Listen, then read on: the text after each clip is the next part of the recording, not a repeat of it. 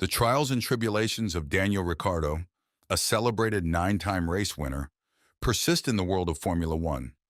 His recent performance in Suzuka has only added fuel to the fire. To add insult to injury, his teammate managed to score points on his home ground, intensifying the debate about whether Ricciardo should be replaced. The recent statements from the Racing Bulls and Red Bull's high-profile members suggest that they might not be eager to retain Ricciardo for an extended period. This raises the question, is there another significant reshuffling on the horizon in the F1 drivers' market? Ricciardo's weekend in Suzuka was short-lived, with his race ending prematurely after a collision with Alex Albon.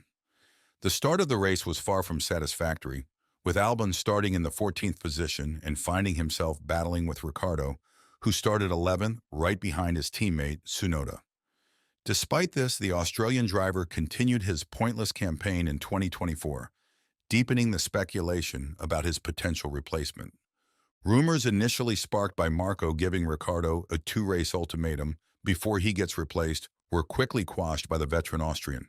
However, Marco did question whether Ricciardo deserves a seat in the Racing Bulls, especially now that Tsunoda is performing exceptionally well and single-handedly keeping them at P6 in the Constructors' Championship, with Haas trailing by just 3 points at P7. Haas has 2 drivers who have scored points this season and are consistently in positions that yield scrap points. In contrast, Ricciardo not only fails to match the race pace of his teammate, but is also being significantly outqualified by Tsunoda with a score of 4-0 in Tsunoda's favor. Ricciardo believes this scenario could have been avoided if the starting stint was on the soft tire, which would have allowed him to get a better start. Reflecting on this, Ricciardo said, "We definitely got gobbled up on that medium. That was weird because the cars in front of us looked like they got off the line well. It just looks like Yuki and I didn't have the grip that we anticipated. As soon as we launched, I could see Bottas and Hülkenberg just split us and go around. Then into turn 1, I was in the middle with Yuki and an Alpine, and into turn 2, I thought, all right, let's just settle. But as soon as I got on the throttle, I was still struggling. So then I think Stroll was on the outside, so I was trying to hold him off, and then I guess as I started to come back for turn 3, Albon was there. I didn't see him. Given Tsunoda's pace, one can't help but wonder whether there would have been any chance for Ricciardo to fight for points, considering his starting position was quite good at P11. Even with the lost places, tire degradation, and multiple pit stops could have played a significant role in where Ricciardo would have ended. However, all of that is in the past now. What matters the most is that Tsunoda has 7 points in the Drivers' Championship and is scoring points, whereas Ricciardo is struggling to even finish the races. This is putting more pressure on the never-ending question of whether Ricciardo is past his prime and whether he should be leaving the seat to Liam Lawson. Adding fuel to the fire, Horner opened up about a potential replacement for Perez. While that's very unlikely to happen given how consistent the Mexican driver is right now, even if it does, the 50-year-old Brit said that the team would likely look for an outside hire as their inside drivers don't seem to be performing up to the desired level.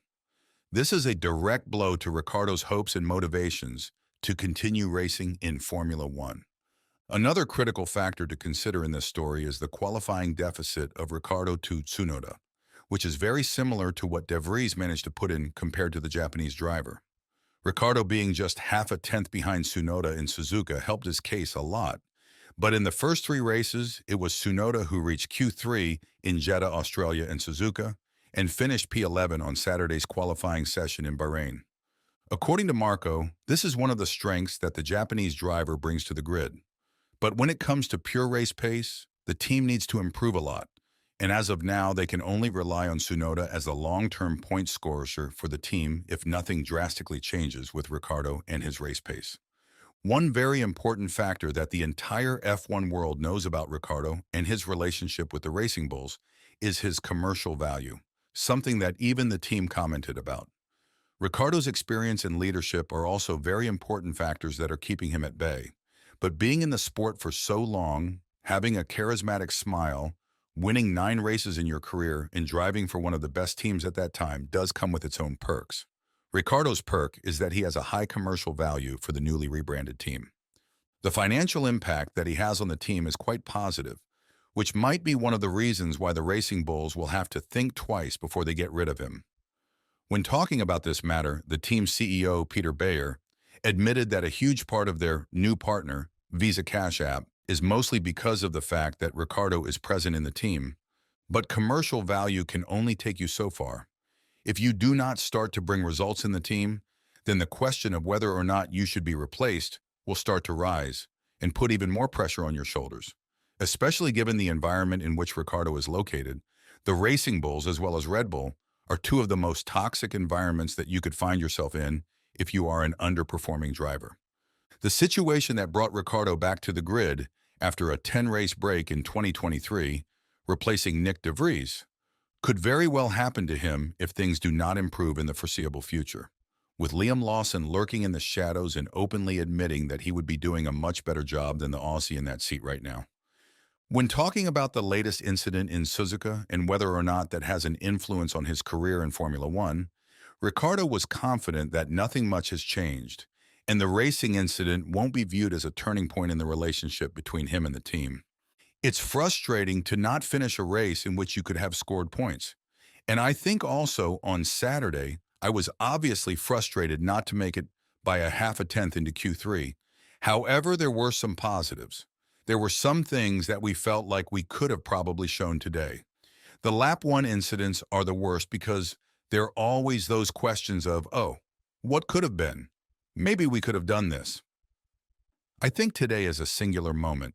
I don't look at today and think, oh man, this year, like when it rains, it pours, or whatever.